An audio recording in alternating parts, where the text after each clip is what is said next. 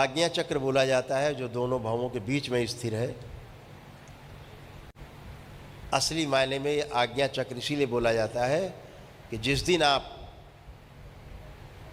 इस मन के मालिक होते हैं अपने, उस दिन आपको इसी चक्र से यहीं से आज्ञा देते हैं। आप, ओए खबरदार इधर बैठ जाओ, समोसा आया खबरदार उधर रखो, दिखाना मत, दूर करो, नहीं खाना। ये बर्गर आया, चाउमीन आई, हटाओ सामने से, नहीं खाना। ये तब कर पाओगे। बोले अच्छा थोड़ी दे दो, अच्छा ज़्यादा नुकसान करती तो थोड़ी दे दो, जहर नुकसान कर थोड़ा ही जहर दे दो। मन ऐसे समझाता है और लोग समझ जाते हैं। डॉक्टर ने मिठाई मना की, कोई बात नहीं, थोड़ी ले लेते, थोड़ी खा ली। इस शहर में हमारे एक मित्र विधायक हुआ करते, एक बार हम लोग साथ साथ थे कि हमारे पैर में बहुत दर्द हो रहा है, तो हमने 2-4 सिम्टम उनसे पूछे। ये भी हो रहा है? हाँ। ये भी हो रहा है? हाँ। हमने कहा आपको जो है, आपकी इंसुलिन जो है वो आपको, हम तो शुगर खाते ही नहीं, मिठाई तो खाते ही नहीं।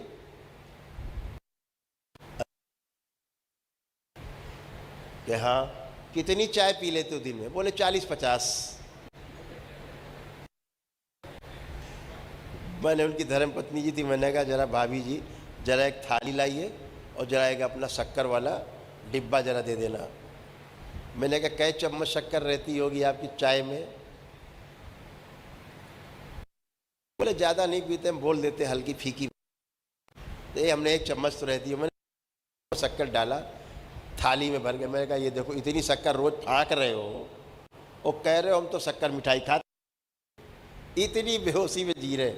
बोले थोड़ी फीकी लिया ना। अब फीकी फीकी करके वो फाका हो गया। अब समझने को नहीं तैयार।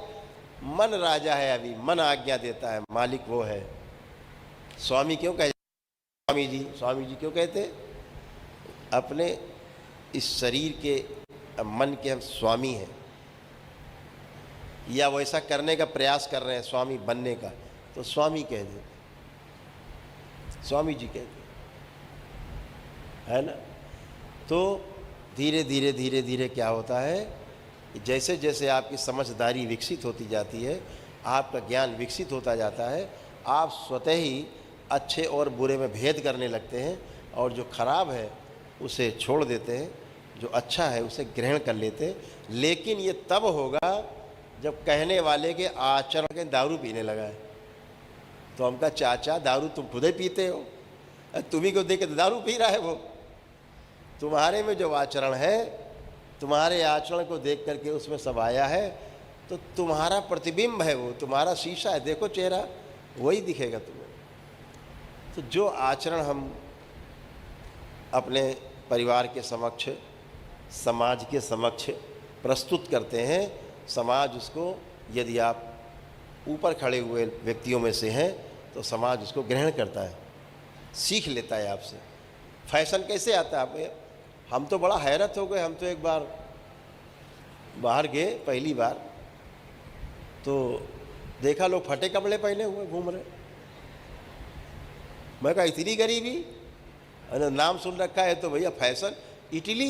इटली जैसा देश मशहूर फैशन के लिए, इत कपड़े के लिए, वहाँ बगैर कपड़े के लोग घूम रहे हैं। फैशन का है? ये कौन सा फैशन है? आधे अधूरे कपड़े पहने, छिपकली से चिपकाए, 2-2 पट्टी चिपकाए, इधर 2 पट्टी इधर 2 पट्टी इधर, बोले फैशन है।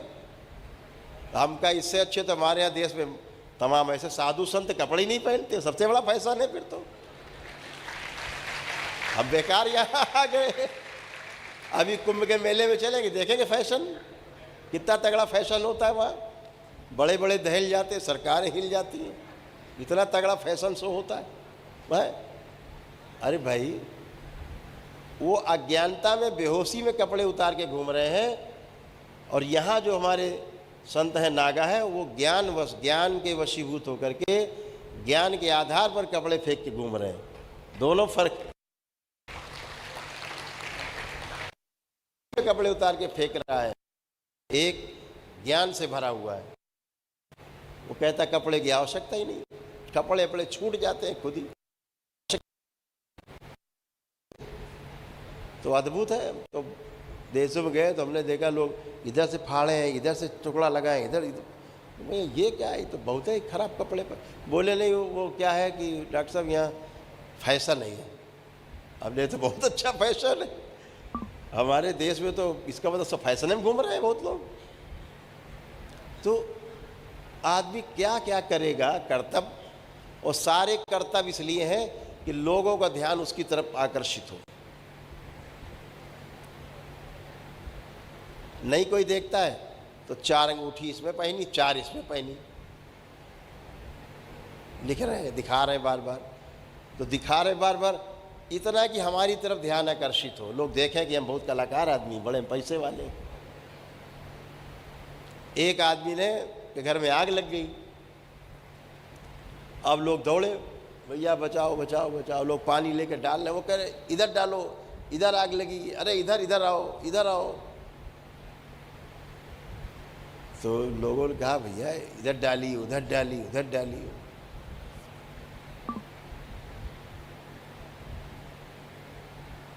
बेचारे वो सबको अंगूठी दिखाना चाह रहे थे अपनी, बार बार अंगूठी पहनने थे, बड़ी कीमती, इसलिए अपने घर में आग लगा दी उन्होंने कि कम से कम दिखाएंगे इधर डालो पानी, इधर डालो पानी, तो लोग उंगली में अंगूठी देखेंगे, जानेंगे भाई बहुत बड़ा आदमी हो गया है। किसी ने पूछ दिया, अरे यार तुम्हारी उंगली में अंगूठी बहुत अच्छी। बोले मूर्ख, पहले पूछ लेते तो अब आग काहे लगाते अपने मकान में, पूछ लेते। तो ये जो आकर्षण है दिखाने का, ये बहुत खतरनाक है।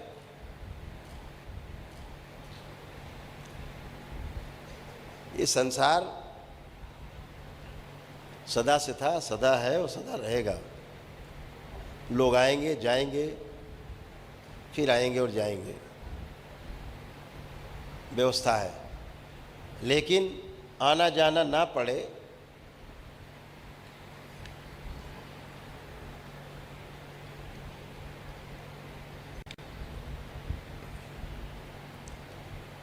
आपको पता है माँ के गर्भ में 9 माह होने का कष्ट क्या होता है? नहीं पता है। 9 माह कैद में रहना है, कोठरी में। माँ की धड़कन से आपकी धड़कन चलती हो, माँ के सोच विचार से आपका सोच विचार चलता हो, माँ के हंसने से आप अंदर हंसते हो, माँ के रोने से आप अंदर रोते हो। वो माँ जो 9 महीने गर्भ में आपको धारण करती है, वो माँ ऐसे ही नहीं कहलाती। लेकिन उन 9 महीने जो आप माँ के गर्भ में रहते हैं, प्रकृति पहला काम करती है, आपको उन 9 महीने का जो चक्र है वो आपको भुला देती है, ताकि आपको उसका कष्ट याद ना रहे, ताकि आप बार बार भगवान से कहो, हे प्रभु हमें आदमी का जन्म देना बार बार। अगर आपको उस 9 महीने का कष्ट याद रहे तो आप कहोगे भगवान सब कुछ करना, हमें आदमी न बनाना, हमें धरती में दोबारा जन्म मत देना।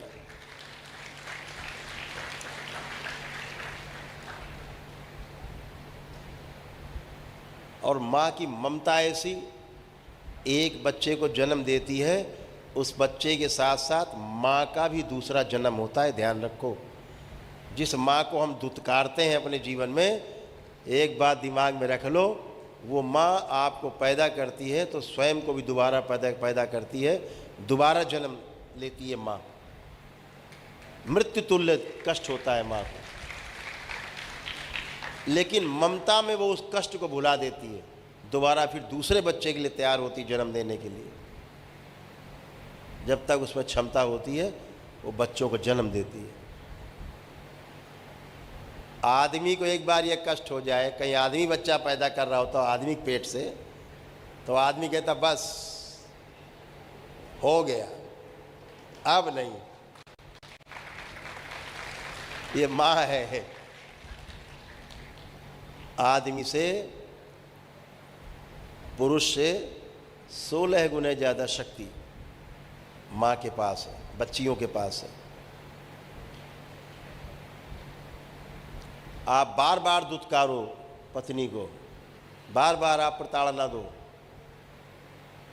4 दिन बाद फिर रो के गा के फिर प्रसन्नता से आपके सामने आएगी। पुरुष को इतनी प्रताड़ना दी जाए, 2-4 बार तो घर छोड़ के भाग जाएगा। बाहर लिख देता है स्त्री नरक का द्वार, ऐसा लिख के जाता है। उसी से पैदा हुए हो, उसी द्वार से, नरक के द्वार से, जिसको नरक कह रहे हो उसी से पैदा हो, माँ से। अपने को गाली देता है आदमी। 4 बार दुत्कार मिल जाए तो आत्महत्या करने घूमता, भाग जाता है, जंगल भाग जाएगा, पहाड़ों में भाग जाएगा, घर छोड़ देगा। आपने कभी स्त्री को जंगल जाते देखा है घर छोड़ के? पहाड़ों में भागते देखा है घर छोड़ के? अगर एक पुरुष से नहीं बनती तो दूसरे पुरुष की तरफ वो आशा भरी नज़रों से देखती है, जबकि पुरुष ने प्रताड़ित किया होता है उसको, और फिर से वो पुरुष पर भरोसा करती है, दोबारा से भरोसा करती है पुरुष पर। नहीं शादी करती तो अपने बच्चे पर भरोसा करती, जो पुरुष है, बेटा है, उसके ऊपर भरोसा करती है, वो भी पुरुष है, उसको पालती है, जानती इसने हमको धुतकारा है, धिक्कारा है, इसने हमें कष्ट दिए, फिर भी बेटा है, पुरुष है, उसको फिर पाल के बड़ा करती है। इतना भरोसा है। तो जो कुछ भी है हम ज्ञान के आधार पर चलते हैं, और ज्ञान को उपलब्ध कराने की जो सबसे बड़ी व्यवस्था का नाम है तंत्र। जिस तंत्र दीक्षा में आप दीक्षित हुए हैं, और जो आज पहली बार प्रथम चरण में जिन्होंने प्रवेश लिया है, उन सबको ध्यान रखना चाहिए कि तंत्र का अर्थ व्यवस्था होता है। जहाँ अव्यवस्था है, उस व्यवस्था को अगर किसी चीज़ से ठीक किया जा सकता है तो वह केवल तंत्र है। तंत्र से अव्यवस्था को व्यवस्था में बदला जा सकता है। जैसे आप अव्यवस्था से व्यवस्था में बदल गए हैं, सभी अव्यवस्थित थे, आज बाबा माँ की कृपा से सब व्यवस्थित हो रहे हैं। आप भी, परिवार भी, बाबा माँ की कृपा से, जो पूर्ण गुरु हैं, उनकी कृपा से आपको जीवन में एक रास्ता मिला है, अपने परिवार में जीने का एक सुख मिल रहा है, स्वस्थ रहने का, सुखी रहने का, संपन्न रहने का फार्मूला मिला है। और जिसके लिए शरीर में जन्म लिया है, आध्यात्म को समझने का, ईश्वर को समझने का, स्वयं को समझने का एक रास्ता मिला है, एक व्यवस्था समझने का मौका मिला है। इस मौका को हमें पूरी ताकत से इसमें अपने को लगाना है, और अपने आप को, स्वयं को इस व्यवस्था को समझ करके इस व्यवस्था में जीने का प्रयास करना है, ताकि आपके आचरण में जीना आए, और जो आपके आचरण में आएगा वो आपकी अगली पीढ़ी में ज़रूर आएगा। इस बात से बिल्कुल निश्चिंत रहिए। अच्छा जीते हैं तो अगली पीढ़ी में अच्छा जीने का संदेश जाता ही जाता है, निश्चित है। तो सबसे पहले जो आप घर में रह करके तंत्र की साधना करते हैं, तो इसका प्रभाव आपके परिवार पर जाता है। आपका परिवार देखता है कि मेरा परिवार का ये सदस्य कितनी सुंदरता से जी रहा है। यहाँ तमाम बैठे लोग ऐसे हैं जिनका पूरा का पूरा परिवार ही तंत्र में दीक्षित है। तमाम बाबा के लाखों भक्त हो गए हैं, शिष्य हो गए भक्त से, सब मस्ती में जी रहे हैं, बहुत मस्ती में। अभी दीक्षा का कार्यक्रम होगा जब गुरु पूर्णिमा में, जुलाई में 20, 21 और 22 तारीख को गुरु पूर्णिमा मनाई जाएगी। ये जो गुरु पूर्णिमा मनाई जाएगी, इसमें आपको दरबार के जितने भी शिष्य हैं बाबा के, वो आपको दिखाई देंगे पीले चो। जहाँ पर होगा कार्यक्रम सब पीला पीला हो जाएगा, सब पीताम्बर हो जाएगा, सब पीताम्बरधारी दिखेंगे आपको। तो बाबा के साथ जीने का एक मज़ा अलग है, बहुत उत्साह, बहुत ये उत्साह और उमंग आपका बना रहे। दरबार यही पे कोशिश करता है, यही आपके साथ शुभकामनाएं आपको देता है कि आपके साथ ये व्यवस्था सदा बने। बाबा माँ का आशीर्वाद और प्रेम आप सबको सदा मिलता रहे, ताकि आप, आपका परिवार और आपसे जुड़े लोग आपके आचरण को अपने और हैं, जीना चाहते हैं और जी रहे हैं, वैसा ही अपने आप लोग जीने, आपको कहने की आवश्यकता ना पड़े। दरबार की आपको शक्ति का पता है, केवल आप संकल्प करते हो, चीज़ें फलित होती हैं। वो चीज़ें जो लोग जीवन में नहीं छोड़ ही नहीं सकते, देखते हैं ना, ये लोग ऐसे ऐसे नशे करते हैं जो मृत्यु के साथ जाता है, छूटता ही नहीं, मौत ही ले जाएगी, या तो वो सुसाइड करेगा, दरबार में ऐसे छूट जाता है, खत्म। दुनिया में औषधि नहीं, और दरबार मिनटों में छुड़ा देता है नशा। वो नशा जो कभी छूटता ही नहीं, मौत है।